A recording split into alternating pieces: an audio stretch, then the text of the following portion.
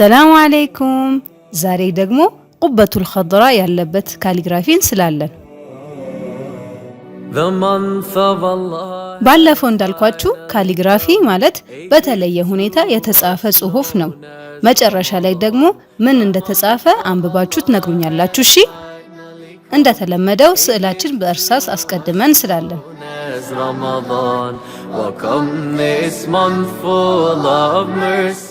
ከዛም ደማቅ አረንጓዴ ቀለም ለማግኘት አረንጓዴና ጥቁር ቀለም እናቀላቅላለን።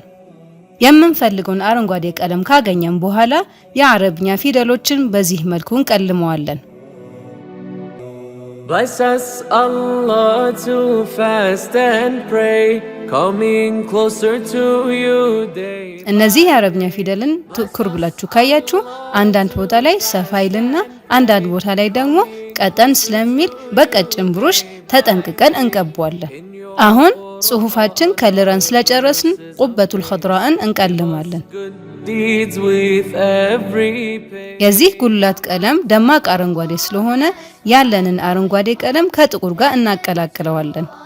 ቁበቱል ኸድራ ማለት አረንጓዴ ጉልላት ማለት ሲሆን በመዲና ሀገር በረሱላችን ሰለላሁ ዐለይሂ ወሰለም መስጂድ ይገኛል።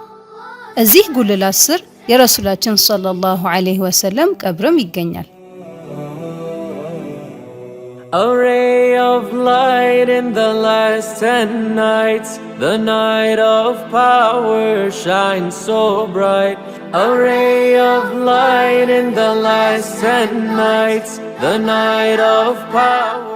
ምስሉ ላይ እንደምታስተውሉት አንዳንዱ ጎን ፈዛዛ አረንጓዴ፣ ሌላኛው ደግሞ በጣም ደማቅ አረንጓዴ ነው የተቀባው። ይህ የተደረገበት ምክንያት የጥላ ወይንም የመብራት ኢፌክትን ለማምጣት ሲባል ነው።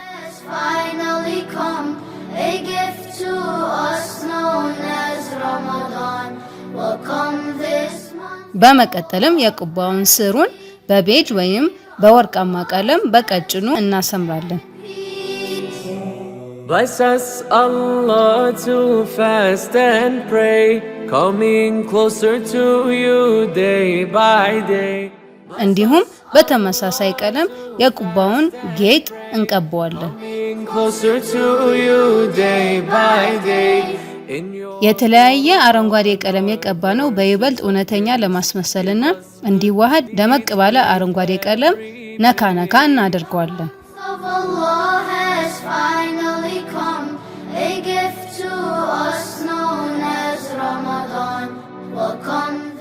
በመቀጠልም በደማቅ አረንጓዴ ቁባው ላይ መስመሮችን በዚህ መልኩ እናሰምራለን።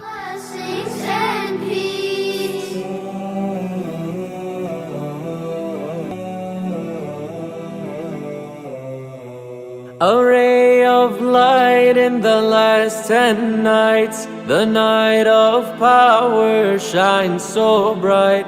A ray of light in the last 10. በቨርቲካል ካሰመርን በኋላ በአግድም እናሰምራለን። ይኸው የዛሬ ስዕላችን በዚህ በአማረ መልኩ አልቋል። አሁን የተጻፈውን አረብኛውን አታነቡልኝም? ከበዳችሁ? ከከበዳችሁ እኔ ላንብብላችሁ።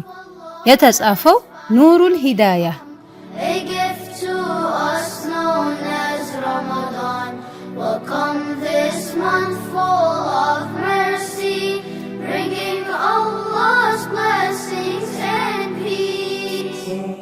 ቻው ቻው።